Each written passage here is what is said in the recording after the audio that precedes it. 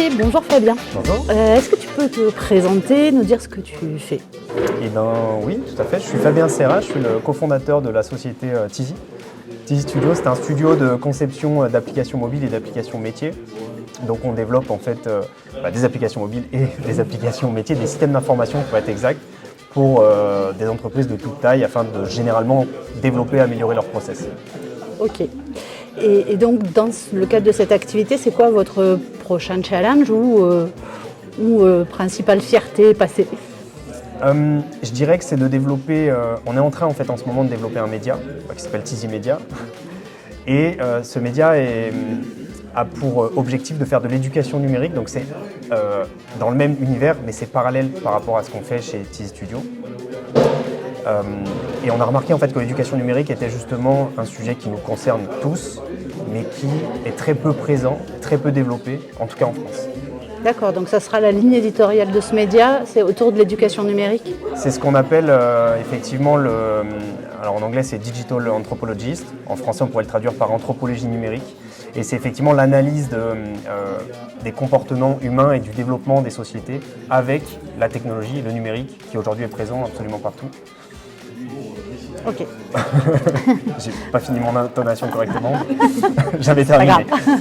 Et est-ce qu'il y a une actu ou un scoop à partager différent de celui-ci ou c'est le même? C'est le même parce que c'est assez récent et on a sorti notre tout premier podcast, notre première interview la semaine dernière, il y a 2 semaines.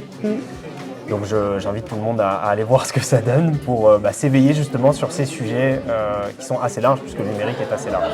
D'accord. Très bien. Et alors, justement, est-ce que tu as un super pouvoir?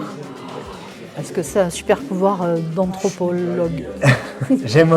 Moi ce que j'aimerais avoir comme super pouvoir, c'est de pouvoir contrôler le temps, arrêter le temps.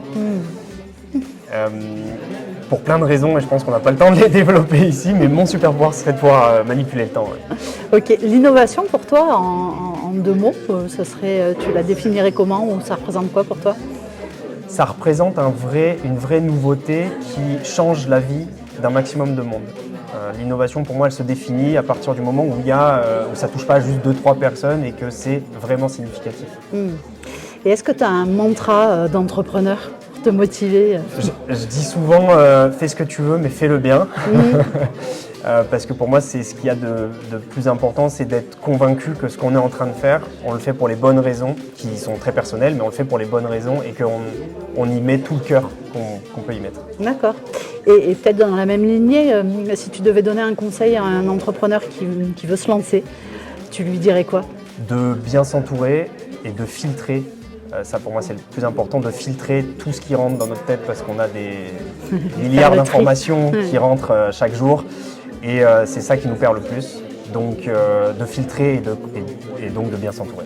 Ok, et on termine, on est ici en plein cœur de la brasserie du digital, c'est les Digital Day, on l'entend d'ailleurs un peu autour de nous. Est-ce que tu aurais un mot d'amour à partager pour la brasserie? Qu'est-ce que tu y trouves?